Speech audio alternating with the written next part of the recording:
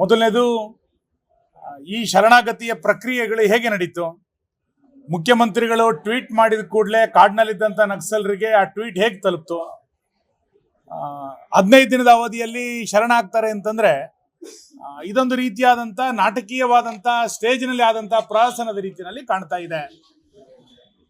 ಶರಣಾಗತಿ ಆದಂಥ ಸಂದರ್ಭದಲ್ಲಿ ಶಸ್ತ್ರಾಸ್ತ್ರಗಳನ್ನು ಯಾವುದನ್ನು ಕೂಡ ವಶಪಡಿಸ್ಕೊಂಡಿಲ್ಲ. ಈ ಶಸ್ತ್ರಾಸ್ತ್ರಗಳನ್ನ ನಕ್ಸಲರು ಯಾವ ಅರ್ಬನ್ ನಕ್ಸಲರ ಮನೆಯಲ್ಲಿ ಬಚ್ಚಿಟ್ಟಿದ್ದಾರೆ. ಈ ರೀತಿಯಾದಂಥ ಅನುಮಾನಗಳು ಇವತ್ತು ವ್ಯಕ್ತ ಆಗ್ತಾ ಇದೆ. ನಿನ್ನೆ ಮೊನ್ನೆ ಪತ್ರಿಕೆಗಳಲ್ಲಿ ಮತ್ತು ಸಾಮಾಜಿಕ ಜಾಲತಾಣಗಳಲ್ಲಿ ನಕ್ಸಲರ ಎನ್ಕೌಂಟ್ರಿಗೆ ಬಲಿಯಾದಂಥ ವಿಕ್ರಮ್ ಗೌಡನ ವಾಯ್ಸ್ಗಳು ಸುಳಿದಾಡ್ತಾ ಇದೆ. ಆತ ಅದರಲ್ಲಿ ನಾನು ಶರಣಾಗೋದಿಲ್ಲ ಅನ್ನುವಂಥ ಮಾತನ್ನು ಹೇಳ್ತಾ ಇದ್ದಾರೆ. ಆತ ಶರಣಾಗೋದಿಲ್ಲ ಅಂತಂದಾಗ ಆತನನ್ನ ಹತ್ಯೆ ಮಾಡಿ ನಂತರ ಇವರನ್ನ ಶರಣಾಗತಿಗೊಳಿಸಲಾಯಿತು. ಈ ರೀತಿ ಹಲವು ಅನುಮಾನಗಳು ಇವತ್ತು ವ್ಯಕ್ತ ಆಗ್ತಾ ಇರುವಂತ ಸಂದರ್ಭದಲ್ಲಿ ಮುಖ್ಯಮಂತ್ರಿಗಳು ಇವತ್ತು ಸ್ಪಷ್ಟಪಡಿಸಬೇಕಾಗಿದೆ. ರಾಜ್ಯ ನಕ್ಸಲ್ ಮುಕ್ತ ಆಗ್ತಾ ಇದೆ ಅನ್ನೋದು ನಾನು ಸ್ವಾಗತಿಸ್ತೇನೆ. ಇದನ್ನ ANF ಒಪ್ಕೊಳ್ಳುತ್ತಾ, ಇದನ್ನ ಪೊಲೀಸ್ ಮಹಾನಿರ್ದೇಶಕರು ಒಪ್ಕೊಳ್ತಾರ, ಇವೆಲ್ಲವೂ ಕೂಡ ಸ್ಪಷ್ಟಪಡಿಸಬೇಕಾಗಿರುವಂಥದ್ದು. ಎರಡನೇದು, ಬಹಳ ದೊಡ್ಡ ಪ್ರಮಾಣದಲ್ಲಿ ನಮ್ಮ 3 ಜಿಲ್ಲೆಗಳಲ್ಲಿ, ಅದು ಉಡುಪಿ ಜಿಲ್ಲೆ ಇರ್ಬೋದು, ಶಿವಮೊಗ್ಗ ಜಿಲ್ಲೆ ಇರ್ಬೋದು, ಚಿಕ್ಕಮಗಳೂರು ಜಿಲ್ಲೆ ಇರ್ಬೋದು, ಈ 3 ಜಿಲ್ಲೆಗಳಲ್ಲಿ ಅರಣ್ಯ ಪುನರ್ವಸತಿಗೋಸ್ಕರ ಅರ್ಜಿ ಹಾಕದಂತ 100 ಕುಟುಂಬಗಳು ಇವತ್ತಿಗೂ ಕೂಡ ಅಲ್ದಾಡ್ತಾ ಇದೆ. ಅವರಿಗೆ ಪ್ಯಾಕೇಜ್ ಅನ್ನ ಈ ಸರ್ಕಾರ 2 ವರ್ಷದಲ್ಲಿ ಒಬ್ರು ಕೂಡ ಪುನರ್ವಸತಿಗೆ ಇವತ್ತು ಯಾರೂ ಕೂಡ ಬರಲಿಲ್ಲ, ಹಣವನ್ನ ಬಿಡುಗಡೆ ಮಾಡಲೇ ಇಲ್ಲ. ಈ ಸರ್ಕಾರ ಈ ವರ್ಷದಲ್ಲಿ ಎಷ್ಟು ಹಣವನ್ನು ಇಟ್ಟಿದೆ? ಕಳೆದ 2 ವರ್ಷ ಎಷ್ಟು ಬಜೆಟ್ ಅನ್ನು ಇಟ್ಟಿದ್ರಿ?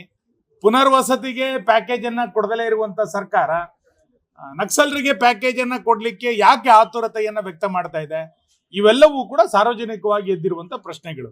ಇದನ್ನ ಮುಖ್ಯಮಂತ್ರಿಗಳು ಸ್ಪಷ್ಟಪಡಿಸಬೇಕು ಅಂತೇಳಿ ನಾನು ಆಗ್ರಹಿಸ್ತೇನೆ. ನಾನು ಮೊನ್ನೆನೇ ಹೇಳಿದ್ದೇನೆ, ಕಾಡ್ನಲ್ಲಿರುವಂಥ ನಕ್ಸಲರನ್ನ ನಾಡ ನಕ್ಸಲರನ್ನಾಗಿ ಮಾಡುವಂಥ ಪ್ಯಾಕೇಜ್ ಇದು. ಇವತ್ತು ಅರ್ಬನ್ ನಕ್ಸಲರು ದೇಶಕ್ಕೆ ಬಹಳ ದೊಡ್ಡ ಪ್ರಮಾಣದಲ್ಲಿ ಥ್ರೆಟ್ ಯಾರ್ದು ಅಂತ ಕೇಳಿದರೆ ನಗರ ನಕ್ಸಲರಿದೆ, ನಗರ ಅರ್ಬನ್ ನಕ್ಸಲರಿದೆ. ಹಾಗಾಗಿ ಸರ್ಕಾರ ಅರ್ಬನ್ ನಕ್ಸಲರ ಕೈಗೊಂಬೆಯಂತೆ ಕೆಲಸ ಮಾಡ್ತಾ ಇದೆ ಅಂತೇಳಿ ನಮಗೆ ಅನ್ನಿಸ್ತಾ ಇದೆ. ಮುಖ್ಯಮಂತ್ರಿಗಳು ಅರ್ಬನ್ ನಕ್ಸಲರ ಕುರಿತಂತೆ ಮೃದು ಧೋರಣೆಯನ್ನು ಕೈಬಿಟ್ಟು ಒಂದು ದಿಟ್ಟವಾದಂಥ ಹೆಜ್ಜೆಯನ್ನು ಇವತ್ತು ಇಡಬೇಕು. ತಮ್ಮ ಯಾವ ಗಾಂಧಿವಾದ ಇತ್ಯಾದಿ ವಾದಗಳನ್ನು ಅವರು ಮುಂದಾಡ್ತಾ ಇದ್ರು, ರಾಜಕೀಯದ ಕೊನೆಯ ದಿನಗಳಲ್ಲಿ ಅವರು ಮಾವೋವಾದಿಗೆ ತೆರಳುತ್ತಾ ಇರುವಂಥದ್ದು, ಅವರ ವಿಚಾರ, ಅವರ ಧೋರಣೆಗಳು ಯಾವ ರೀತಿ ಬದಲಾಗ್ತಾ ಇದೆ ಎನ್ನುವಂಥದ್ದು ಸ್ಪಷ್ಟ ಆಗ್ತಾ ಇದೆ. ANFನ ಭವಿಷ್ಯ ಏನು ಆಗಬೇಕು ಅಂತ ಹೇಳ್ತೀರಿ? ಕಂಟಿನ್ಯೂ ಆಗಬೇಕಾ? ಅಲ್ಲ, ನಾನು ANF ಕಂಟಿನ್ಯೂ ಆಗಬೇಕು ಅಂತ ಹೇಳ್ತಾ ಇಲ್ಲ. ಆದರೆ ಈ ಪ್ರಕ್ರಿಯೆ ಸರಿಯಾಗಲಿಲ್ಲ ಅನ್ನುವಂಥದ್ದು ಮಾತ್ರ ನಂದು ವಾದ. ನಕ್ಸಲರ ಶರಣಾಗತಿಯ ಪ್ರಕ್ರಿಯೆಗಳು ಸರಿಯಾಗಲಿಲ್ಲ. ಇದು ಹಲವು ರೀತಿಯಾದಂಥ ಅನುಮಾನಗಳಿಗೆ ಎಡೆ ಮಾಡಿಕೊಡ್ತಾ ಇದೆ. ವಿಕ್ರಮಗೌಡನ ಹತ್ಯೆ, ಅದಾದ ನಂತರ ಮುಖ್ಯಮಂತ್ರಿಗಳ ಟ್ವೀಟು, ಅದಾದ ನಂತರ ಶರಣಾಗತಿ, ಇದು ಮೂರೂ ಕೂಡ ಒಂದು ರೀತಿಯ ಅನುಮಾನಗಳನ್ನು ವ್ಯಕ್ತ ಆಗ್ತಾ ಇರುವಂಥದ್ದು. ಮತ್ತು ಇದರ ಸಂಪೂರ್ಣವಾಗಿ ಅರ್ಬನ್ ನಕ್ಸಲರು ಮುಖ್ಯಮಂತ್ರಿಗಳ ಕಚೇರಿಯನ್ನು ಆವರಿಸಿಕೊಂಡಿರುವಂಥದ್ದು ರಾಜ್ಯದ ಹಿತದೃಷ್ಟಿಯಿಂದ ಒಳಿತಾಗೋದಿಲ್ಲ. ಮುಖ್ಯಮಂತ್ರಿಗಳ ಕಚೇರಿ, ಕೃಷ್ಣ ಕಚೇರಿ ಮುಖ್ಯಮಂತ್ರಿಗಳ ಕಚೇರಿಯಾಗಿ ಇರಬೇಕು. ಇದು ಅರ್ಬನ್ ನಕ್ಸಲರ ಕಚೇರಿಯಾಗಿ ಪರಿವರ್ತನೆ ಆಗಬಾರ್ದು. ಮುಖ್ಯಮಂತ್ರಿಗಳ ವಿವೇಚನೆ, ಮುಖ್ಯಮಂತ್ರಿಗಳ ಆಲೋಚನೆ, ಮುಖ್ಯಮಂತ್ರಿಗಳ ಚಟುವಟಿಕೆ, ಮುಖ್ಯಮಂತ್ರಿಗಳ ಚಿಂತನೆ, ಮುಖ್ಯಮಂತ್ರಿಗಳ ನಿರ್ಧಾರ, ಇದೆಲ್ಲದೂ ಕೂಡ ಆಗಬೇಕೇ ವಿನ ಅರ್ಬನ್ ನಕ್ಸಲರದ್ದು ಆಗಬಾರ್ದು ಅನ್ನುವಂಥದ್ದು ನಮ್ದು ಆಗ್ರಹ ಅಷ್ಟೇ. DK ಶಿವಕುಮಾರ್ ಒದ್ದು ಅಧಿಕಾರ ತಗೊಳ್ಳೋ ದಿನ ಹತ್ತಿರ ಬಂತ ಹೇಗೆ? DK ಶಿವಕುಮಾರ್ ಅವರಿಗೆ ಅಧಿಕಾರ ಸುಲಭವಾಗಿ ಸಿಗೋದಿಲ್ಲ. DK ಶಿವಕುಮಾರ್ ಅವರು ಅಧಿಕಾರವನ್ನು ಒದ್ದು ತೆಗೆದುಕೊಳ್ಳಲೇಬೇಕು. ಹಿಂದೆ SM ಕೃಷ್ಣ ಅವರು ಮುಖ್ಯಮಂತ್ರಿ ಆದಾಗ ಒದ್ದು ಯಾವ ರೀತಿ ಮಂತ್ರಿಯನ್ನು ತೆಗೆದುಕೊಂಡಿದ್ರು, ಇವತ್ತು ಒದ್ದು ಅಧಿಕಾರವನ್ನು ತೆಗೆದುಕೊಳ್ಬೇಕಾಗಿರುವಂಥ ಅನಿವಾರ್ಯತೆ ಅವರಿಗಿದೆ ಅಂತ ನಾನು ಅಂದ್ಕೊಳ್ತೇನೆ. ಸಿದ್ದರಾಮಯ್ಯ ಮತ್ತು ಅವರ ಇಡೀ ಬೆಂಬಲಿಗರು DK ಶಿವಕುಮಾರ್ ಅವರಿಗೆ ಸುಲಭವಾಗಿ ಅಧಿಕಾರವನ್ನು ಕೊಡ್ತಾರೆ ಅಂತ ನಮಗೆ ಅನಿಸೋದಿಲ್ಲ. ಹಾಗಾಗಿ ರಾಜಕೀಯದ ಆರಂಭ ಯಾವ ರೀತಿ ಒದ್ದು ತೆಗೆದುಕೊಂಡಿದ್ರೋ, ಮುಖ್ಯಮಂತ್ರಿ ಹುದ್ದೆಯನ್ನು ಕೂಡ ಒದ್ದು ತೆಗೆದುಕೊಳ್ಬೇಕಾಗಿರುವಂಥದ್ದು ಅನಿವಾರ್ಯ ಬರ್ತಿದೆ ಅಂತ ಅನಿಸುತ್ತೆ. ಅಧಿಕಾರ ವಿಕೇಂದ್ರೀಕರಣ ಅಂತೇಳಿ ಚರ್ಚೆ ಆಗ್ತಾ ಇದೆ. ವಿನಯ್ ಗುರೂಜಿ ಅವರು ಹೇಳಿದ್ದಾರೆ ಅಧಿಕಾರ ಸಿಗ್ತದೆ DKಶಿಗೆ ಅಂತ. ಕಾಂಗ್ರೆಸ್ಸಿನ ಆಂತರಿಕ ಯಾರಿಗೆ ಅಧಿಕಾರ ಸಿಗಬೇಕು ಅಂತ ಅವ್ರು ತೀರ್ಮಾನ ಮಾಡಬೇಕು, ನಮಗೆ ಗೊತ್ತಿಲ್ಲ. ಅದು ಯಾರ ಅಧಿಕಾರ ಕಳೆದು ಇನ್ನೊಬ್ಬರಿಗೆ ಅಧಿಕಾರ ಸಿಗಬೇಕಾ ಅನ್ನುವಂಥದ್ದನ್ನು ಅವ್ರ ಪಾರ್ಟಿ ತೀರ್ಮಾನ ಮಾಡಬೇಕು. ಆದರೆ ಇನ್ಯಾರೇ ಮುಖ್ಯಮಂತ್ರಿ ಆದರೂ ಕೂಡ ನಾನು ಶಾಸಕನಾಗಿ ನಮ್ಮ ಕ್ಷೇತ್ರಕ್ಕೆ ಅನುದಾನ ಕೊಡಿ ಅಂತ ಕೇಳೋನು.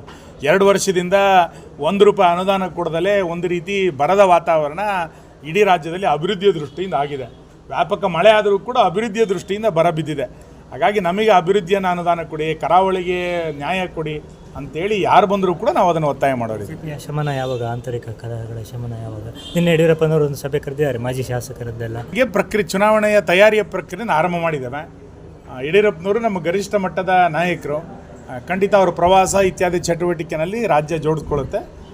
ರಾಜ್ಯದ ಅಧ್ಯಕ್ಷರು ಈ ನಿಟ್ಟಿನಲ್ಲಿ ಈಗಾಗಲೇ ಪ್ರಕ್ರಿಯೆಯನ್ನು ಪ್ರಾರಂಭ ಮಾಡಿದ್ದಾರೆ. ನಮ್ಮದು ಸಂಘಟನಾ ಪರ್ವಗಳು ಅಂತಿಮ ಹಂತಕ್ಕೆ ಬರ್ತಾ ಇದೆ. ಮುಂದಿನ ದಿನಗಳಲ್ಲಿ ಎಲ್ಲವೂ ಕೂಡ ಸುಸೂತ್ರವಾಗಿ ಮುಂದುವರಿಯುತ್ತೆ. ಇದಾಗುವುದು ಬದಲಾವಣೆ ಆ ಥರ ಏನಾದರೂ ರಾಷ್ಟ್ರೀಯ ನಾಯಕರಿಗೆ ಬಿಟ್ಟಿದ್ದಾರೆ. ಸರ್, ಪರಿಹಾರದ್ದೇನು ಸರ್? ವಿಕ್ರಮ್ ಗೌಡ ಅವರ ಸಹೋದರಿ ಪರಿಹಾರ ಕೇಳಿದ್ದಾರೆ, ನಮಗೂ ಪರಿಹಾರ ಕೊಡಿ ಅಂತೇಳಿ, ಯಾಕಂದರೆ ಕೊಂದಿದ್ದಾರೆ. ಅಲ್ಲ, ನಾನು ಅದಕ್ಕೆ ಹೇಳ್ತಾ ಇದ್ದೀನಿ, ಈ ಶರಣಾಗತಿನಲ್ಲಿ ಮುಖ್ಯಮಂತ್ರಿಗಳು ಯಾರ್ಯಾರು ಏನೇನು ಸಂದೇಶ ಕೊಟ್ಟರು ಅಂತ.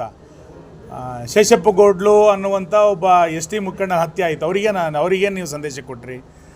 ನಾಡ್ಪಾಲ್ನಲ್ಲಿ ಭೋಜಿ ಶೆಟ್ಟರು ಮತ್ತು ಸುರೇಶ್ ಶೆಟ್ಟರ ಹತ್ಯೆ ಆಯಿತು, ಅವ್ರಿಗೇನು ಸಂದೇಶ ಕೊಟ್ರಿ? ಪೊಲೀಸರ ಹತ್ಯೆಗಳು ತುಂಬ ಕಡೆಗಳಲ್ಲಾಗಿತ್ತು, ಅವ್ರಿಗೇನು ಸಂದೇಶ ಕೊಟ್ರಿ? ನಕ್ಸಲರ ಶರಣಾಗತಿ ಪರೋಕ್ಷವಾಗಿ ಸಾಕಷ್ಟು ರೀತಿಯಾದಂಥ ಕೆಟ್ಟ ಸಂದೇಶಗಳಿಗೆ ಮುಖ್ಯಮಂತ್ರಿಗಳೇ ಇವತ್ತು ಆಹ್ವಾನ ಮಾಡಿಕೊಟ್ಟಿದ್ದಾರೆ. ಇಲ್ಲಿ ಸಾಕೇತ್ ರಾಜನ ಹತ್ಯೆ ಆದಾಗ ತುಮಕೂರಿನ ಪಾವಗಡದ ವೆಂಕಟನಮನ ಹಳ್ಳಿನಲ್ಲಿ 6 ಜನ ಪೊಲೀಸರ ಹತ್ಯೆ ಆಯಿತು, ಅವ್ರಿಗೆ ಯಾರು ನ್ಯಾಯ ಕೊಡಬೇಕು? ಇದೆಲ್ಲದನ್ನು ಕೂಡ ರಾಜ್ಯ ಸರ್ಕಾರ ಆಲೋಚನೆ ಮಾಡಬೇಕಾಗಿತ್ತು. ಇದೆಲ್ಲದನ್ನು ಕೂಡ ಗಾಳಿಗೆ ತೂರಿದ್ದಾರೆ. ಒಂದು ರೀತಿಯ ಅನುಮಾನಗಳಿಗೆ ದೊಡ್ಡ ಪ್ರಮಾಣದಲ್ಲಿ ಪುಷ್ಟೀಕರಿಸ್ತಾ ಇದೆ. ಇದನ್ನು ಮುಖ್ಯಮಂತ್ರಿಗಳು ಅವರೇ ಇದನ್ನು ಸ್ವಾಗತಿಸಿದ್ರಿಂದ ಈ ಅನುಮಾನಗಳಿಗೆ ಅವರೇ ಪರಿಹಾರವನ್ನು ಕೊಡಬೇಕು.